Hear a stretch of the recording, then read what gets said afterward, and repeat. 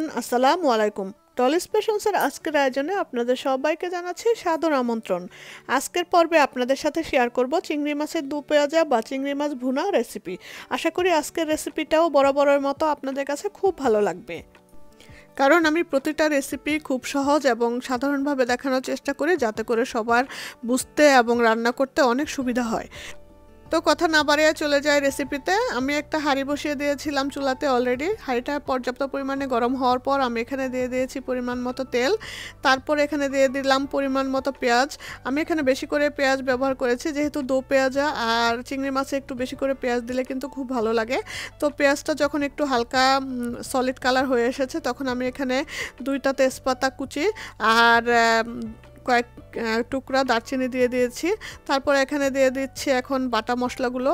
বাটা মশলাগুলোর মধ্যে হচ্ছে আদা এবং রসুন, এগুলো দিয়ে দিলাম। তারপর একে একে আমি অন্যান্য গুঁড়ো মশলাগুলো দিয়ে দিচ্ছি, হলুদ, মরিচ, জিরা, ধনিয়া, যা যা আমরা সব অন্যান্য রান্নাতে ব্যবহার করি। এই সমস্ত মশলাগুলো দিয়ে আমি একটু পানি দিয়ে তারপর মশলাটাকে ভালো করে ভুনা করলাম। চিংড়ি মাছের মশলাটা ভালো করে কয়েক পর্বে একটু একটু করে পানি দিয়ে ভালো করে ভুনা করলে চিংড়ি মাছটার ফ্লেভার কিন্তু আলাদা আসে। আর আমিও এরকমই একবার প্রথমে মশলাটাকে ভালো করে একটু ভাজা করে নিয়েছি, তারপর আবার পানি দিয়ে ভুনা করেছি। তারপর ওই পানিটা শুকিয়ে যাওয়ার পর আমি দিয়ে দিয়েছিলাম ডিপ ফ্রোস্ট করে রাখা আমার বাগানের টমেটো। আপনারা চাইলে সরাসরি বাজার থেকে কিনে আনা টমেটো ব্যবহার করতে পারেন। তো টমেটো আমি এখানে দিয়ে দিলাম, দিয়ে একটু পানি দিয়ে দিয়েছি যেন টমেটোটা ভালো মতো সিদ্ধ হয়ে গলে যায়। তো আমি অনেকে টমেটোটা একটু আস্ত রাখার চেষ্টা করে, সেই পর্যায়ে আপনারা টমেটোটা বাজার থেকে কিনে আনা যে টমেটো, সেটাকে চিংড়ি মাছটা নামানোর আগে দিবেন। আমি যেহেতু টমেটোগুলোকে পেঁয়াজের সাথে একবারে গলিয়ে ফেলবো, সেই জন্য আমি টমেটোটাকে একটু পানি দিয়েছি যেন ভালো মতো গলে যায়, পেঁয়াজের সাথে মিলেমিশে একাকার হয়ে যায়।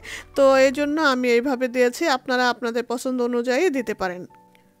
টমেটো দেওয়ার পর টমেটোগুলো গলে যেয়ে যখন ঝোলটা একটু বেশি ঘন হয়ে গিয়েছে, সেই পর্যায়ে কিন্তু একটু বারবার নেড়ে চেড়ে, যে পর্যন্ত তেলগুলো উপরে ভেসে না ওঠে সেই পর্যন্ত বারবার নেড়ে চেড়ে এই মশলাটাকে ভুনা করতে হবে। তো আমি এই চিংড়ি মাছগুলো কিন্তু যে আস্ত চিংড়ি মাছ যেগুলো কিনতে পাওয়া যায় মাথা সহ, সেগুলোই বেছে রেখে দিয়েছিলাম। আমি অনেকগুলো রেসিপিতে আপনাদেরকে চিংড়ি মাছ কাটা বাছা দেখিয়েছি, তো এই রেসিপিতে আর দেখালাম না। আর যেহেতু মাথাযুক্ত মাছ, তো সাবধানে এগুলোকে নাড়তে হবে।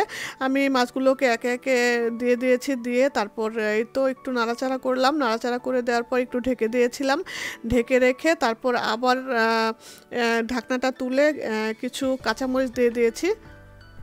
কাঁচামরিচটা দেওয়ার পর আমি আরও কিছুক্ষণ ঢাকনাটা খোলা রেখে রান্না করেছি, কারণ মাছগুলো যখন দিয়েছি টমেটো আর পেঁয়াজের মধ্যে, তখন কিন্তু মাছ থেকে অলরেডি অনেকগুলো পানি ছেড়ে দিয়েছিল। তো সেই পানিগুলোকে শুকিয়ে তেল উপরে ভেসে ওঠার আগ পর্যন্ত রান্না করেছি। আস্তে আস্তে বারবার নেড়েছি, তারপর এইভাবে আমি রান্না করেছি। রান্না করার পর যখন দেখলাম একদম এইরকম তেল উপরে ভেসে উঠেছে, তখন একটা সার্ভিং বলে আমি ঢেলে নিয়েছি এইভাবে। এই তো এই খুব সহজ এবং অল্প সময়ের মধ্যে আমি চিংড়ি মাছের দো পেঁয়াজা রান্না করে আপনাদেরকে দেখালাম।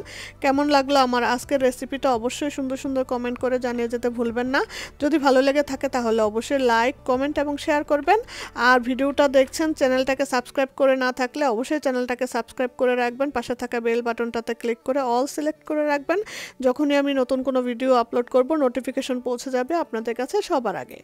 তো আজ এ পর্যন্তই, আবার দেখা হবে আপনাদের সাথে নতুন কোনো রেসিপিতে, নতুন কোনো ভিডিও নিয়ে। সে পর্যন্ত পরিবারের সবাইকে নিয়ে ভালো থাকেন আর আমার পরিবারের জন্য দোয়া করবেন। আসসালামু আলাইকুম, আল্লাহ হাফেজ, টাটা, বাই বাই।